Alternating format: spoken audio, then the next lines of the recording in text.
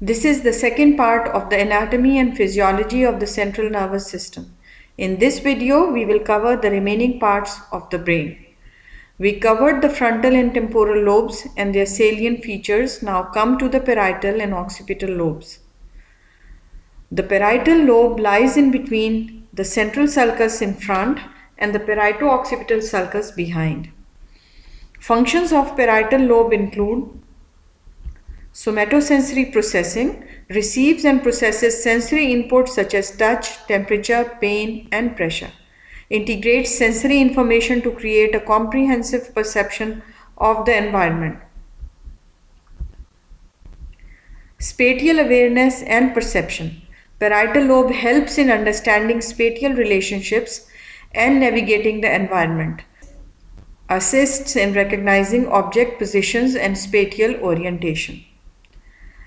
Proprioception. It processes information about body position and movement, coordinates hand-eye movements and motor planning. Integration of sensory information. Combines sensory data from different modalities, for example, visual, auditory, tactile, for cohesive perception. It directs attention to specific stimuli in the environment, helps filter and prioritize sensory information. Mathematical and logical processing involves abilities such as calculation, spatial reasoning, and logical problem solving. Language comprehension. In the dominant hemisphere, the parietal lobe contributes to understanding language, including reading and writing. It facilitates recognition of shapes, sizes, and orientation of objects. Integration with motor functions. Works with other brain regions to guide voluntary movements based on sensory input. Spatial attention is the ability to focus on specific stimuli in a visual environment. Here is an illustration depicting spatial orientation while driving a car, emphasizing the parietal lobe's role in distance judgment, speed calculation, and navigation. This is a classic example of spatial attention comes up in driving, where people are bombarded by stimuli. Scenery moves outside the car while the driver attempts to stay on the road and maintain a safe distance from other vehicles. The brain, rather than processing meaningless and unimportant information, focuses on the most relevant data. This can include things like road signs, the car directly in front of the driver, and so forth. Cognitive disorders in parietal lobe dysfunction. Contralateral hemisensory loss, unilateral neglect. It is explained in detail in the next slide. Stereognosis, inability to determine 3D shape by touch.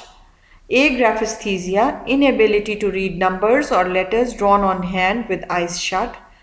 Sensory seizures, when the parietal lobe of the dominant hemisphere is affected, following abnormalities are also found. Dysphasia or aphasia, which refers to inability to formulate or comprehend language. Dyscalculia, which is difficulty in solving mathematical calculations. Dyslexia, difficulty in learning to read or interpret words, letters, and other symbols. Apraxia, which is inability to perform complex movements in the presence of normal motor, sensory, and cerebellar functions.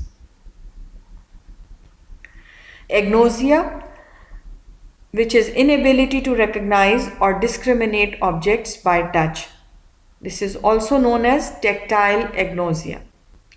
Unilateral neglect, also called hemispatial neglect, is a neurological condition often caused by damage to one hemisphere of the brain, typically the parietal lobe of the non-dominant side, usually the right hemisphere. This condition results in an inability or reduced ability to attend to and process stimuli on the side of the body or space opposite the brain lesion. Features of unilateral neglect. Spatial neglect. The individual ignores stimuli on the affected side of the space, often the left side if the right parietal lobe is damaged. For example, they may fail to eat food on one side of the plate, dress one side of their body, or acknowledge people or objects on the neglected side. Personal neglect, a lack of awareness or care for the affected side of their own body. For example, they might not shave one side of their face or comb one side of their hair. Motor neglect, reduced use or movement of the limbs on the neglected side, even though there is no physical weakness. Perceptual deficits, difficulty perceiving or responding to stimuli in the neglected field, even if the stimuli are present and noticeable in isolation. Anosognosia, a lack of awareness about their own condition, often denying or being unaware of their neglect. Some examples of unilateral neglect observed in daily life are ignoring objects or people on one side of a room, drawing only half of a clock or picture, failing to navigate around obstacles on the neglected side. The occipital lobe. The visual cortex located in the occipital lobe at the back of the brain is primarily responsible for processing visual information. It plays a crucial role in interpreting visual stimuli and enabling perception. Here are the primary functions of the visual cortex. Visual processing interprets raw visual input from the retina, transmitted via the optic nerve, processes basic visual elements such as shape, size, color, and movement. Object recognition identifies and distinguishes objects in the visual field, recognizes patterns, textures, and complex visual forms. Depth perception facilitates 3D vision by integrating input from both eyes. This is known as stereopsis. Motion detection identifies and tracks moving objects.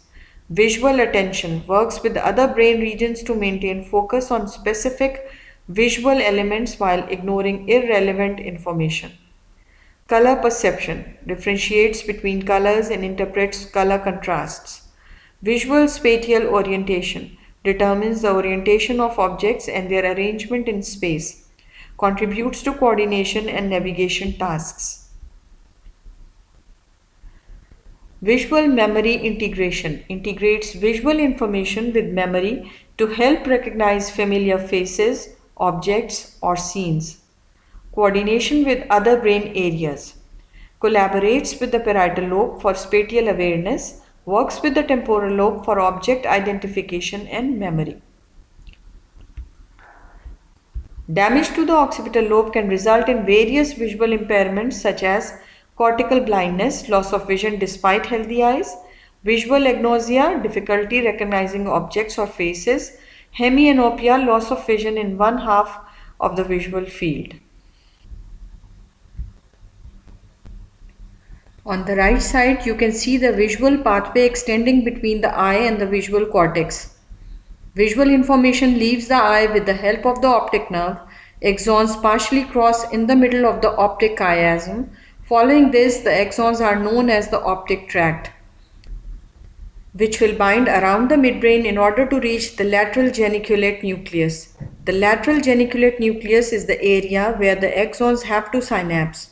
After this, the axons flow throughout the white matter and acts as optic radiations, which finally travel back to the primary visual cortex located in the back of the brain.